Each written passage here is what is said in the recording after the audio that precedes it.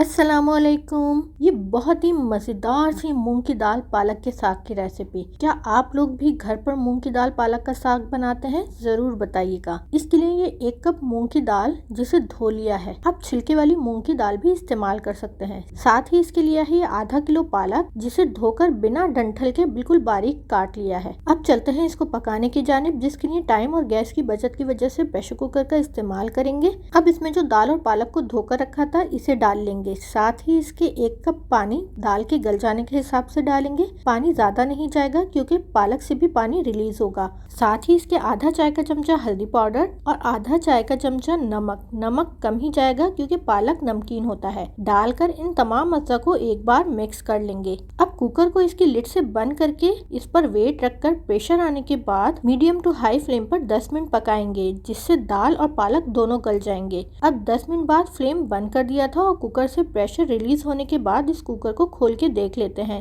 देखिए दाल और पालक दोनों गल गए हैं और इसमें ज्यादा पानी भी मौजूद नहीं है। अब इसी टाइम चमचे की मदद से दाल और पालक को हल्का सा घोट लेंगे। अब दाल को घोटने के बाद इसको साइड पे कर देंगे और एक पतीली लेंगे। इसमें डालेंगे आधा कप तेल। इसको हल्का सा गर्म कर लेंगे। अब इसमें ये एक बड़े साइज की प्याज जिसे बिल्कुल बारीक चॉप कर लिया है डालकर इसे ट्रांसपेरेंट हो जाने तक पकाएंगे। देखिए अभी सिर्फ प्याज ट्रांसपेरेंट हुई है तो इसमें डालेंगे 1 चाय का चमचा लहसुन अदरक का पेस्ट। इसे भी प्याज के साथ मिक्स करते हुए फ्राई करेंगे, जिससे प्याज और लहसुन अदरक दोनों का कच्चापन खत्म हो जाएगा और साथ ही प्याज के किनारे भी हल्के से सुनहरी हो जाएंगे। अब इसमें ये 2 बड़े साइज के टमाटर जिसे ग्रेटर की मदद से ग्रेट कर लिया है इसमें डालेंगे। साथ ही इसके कुछ मसाले जाएंगे, जिसमें 1 चाय का चमचा ये जितना आप मिर्चें पसंद करें कुटी हुई लाल मिर्च, आधा चाय का चमचा पिसी हुई लाल मिर्च, 1/3 टीस्पून हल्दी पाउडर, आधा चाय का चमचा नमक और आधा चाय का चमचा भुना कुटा हुआ जीरा डालकर इन मसालों को टमाटर के पेस्ट के साथ ही मिक्स करते हुए भून लेंगे,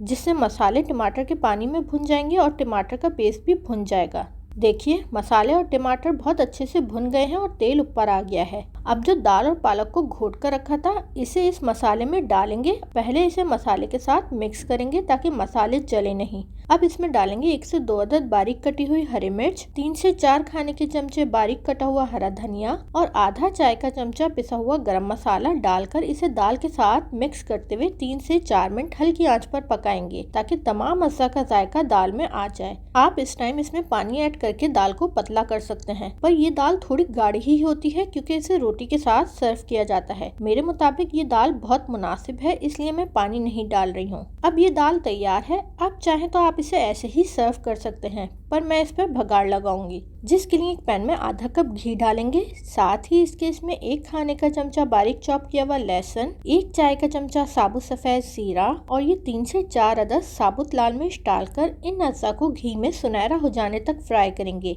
अब जैसे ही अज्जा हल्के से सुनहरी होंगे फ्लेम बंद कर देंगे और इस भगार को तैयार दाल पर डालकर हल्का सा मिक्स करेंगे ताकि भगार का जायका और खुशबू दाल में आ जाए। अब लीजिए जनाब, ये बहुत ही मजेदार सी मूंग की दाल पालक का साग तैयार है। अब इसे सर्विंग डिश में निकालेंगे और गर्मा गर्म चपाती या फिर तंदूर की रोटी के साथ इसे सर्व करें। तो कैसी लगी आपको ये मूंग की दाल पालक के साग की रेसिपी? जरूर बताइएगा। शुक्रिया।